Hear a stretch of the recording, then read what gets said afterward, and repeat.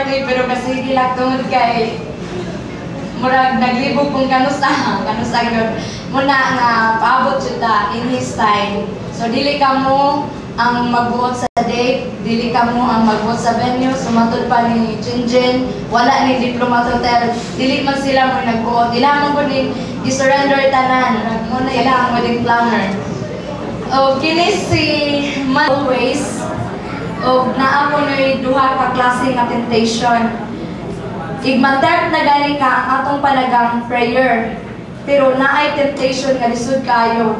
Kanang matempt na ka nga, di na ka mo pray. Muna lisod kay. If ang first temptation, napamantay panagang prayer, pero ang second temptation, di na mo ka mo pray. Tunay nung ginisus dong project ko ni mo dong niya. As in engineer pag yan. No niya. Basta doon ha, kanang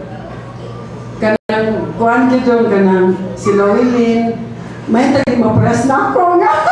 Malas pag-upas, sweet, pag-uman, wala. Ayaw dyan na doon ha, kanang kuhan ka doon, just continue praying to God. Wala din na doon, then kanang sintro dyan siya doon, kay sa lagi problema doon, na as in, magkuhan na dyan. Lanayon lagi na ni God. Pero ang akong gusto nung ba, forever and ever ka nang dili, ang akong pagsuong ngayon, anak kakabuutan, the more nga magkadugay, mas multiple pa yung pagkabuutan doon. Paras ninialin ba? Bisan to, kulong ko yung usahay, pagkasnabot ng siloy, pero mga ganahin kong ano'y, usawa namin kita na yung siloy, ana naman dyan na, bahala na lang kay, basta lagi, sigara, bahala ni Loy. Loy, may tingin na ka magmadyong. Mara na ay, basta nga, yat ha? Palikamo talaga kung hangin mo yan, diapin na ng madyong yan. Pero bang, mo na mo lang dyan ko ang happy family, good mo na kay, solid mo ba? Yat ka nang cooperate sa diya. Isa na, maugin na ang akong sana na learn the perfect formula to finding true love. Si God yun na dapat na center. So I hope nga in every decisions you make, you must always consult God because I know He will guide the way and He will provide. Then I hope you will also bring. I know we are a very big family na, pero I hope na there will be lots of little children na along the way. Daghan sa rigaga, madako na po na itong family. First and foremost, we would like to thank our dear beloved Father for who has been here tonight to witness our vows.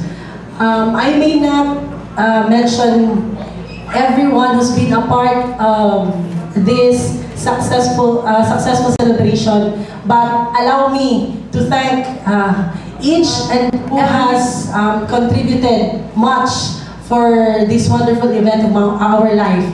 To our parents, Papa Alin, Mama Loy, my brothers, my sisters, to our principal sponsors, to the secondary sponsors, to our friends who's been there every step of the way. Thank you from the bottom of our heart. Finally, the long wait is over. So, we're both very much happy. Sa tanan nga nadungog ninyo, siguro ang word na prayer dili gyud mawagtang. So i-share na nako gamay. Actually, sakto si Eva, we have been planning to get married last 2009. But then, as what they've said, if dili pa gyud nato time, dili gyud mahitabo. Kaya daghan jud kayo nagipangkuan pa mo nag-ingon ni Jenna, nag-check na mga hotels, ready na, although financially di pa gyud, so wa gyud. Karon ako nasabtan ba nga, in His time gyud, God will make a way. So, naabot na ko lain lugar. Kanang, I'm just so thankful kay God has given me so much blessings. Dito pa ko sa Saudi with Tita Bekbek. I thank you, Tia Bekbek, for everything, for being my second mother there. Daghan kayo mga trials, but you never give up on me. Thank you, Tia. Dito na mo na finalize ganit tanan ni Rayon when I was in Saudi. I thought na ang paglagan ako sa Saudi, wala lang ka ng para matagaanan ako sila yung time ba nga ma-miss ko, which tinuod yun di ay kay first month pa lang ganahan ako mubalik. Ganahan ako exit pa, dili na ako ganahan stay sa Saudi because I missed him so much also with my family.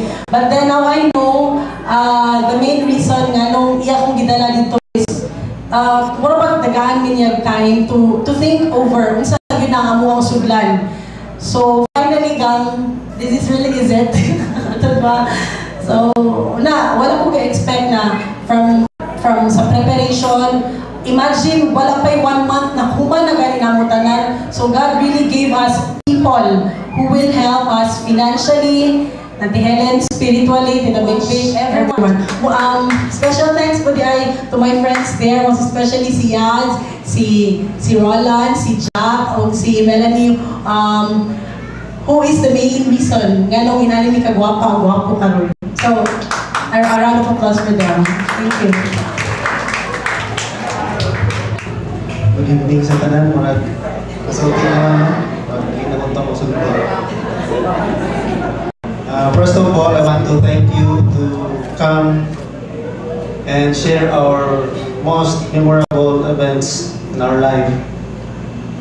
So, part din mo tanan sa mong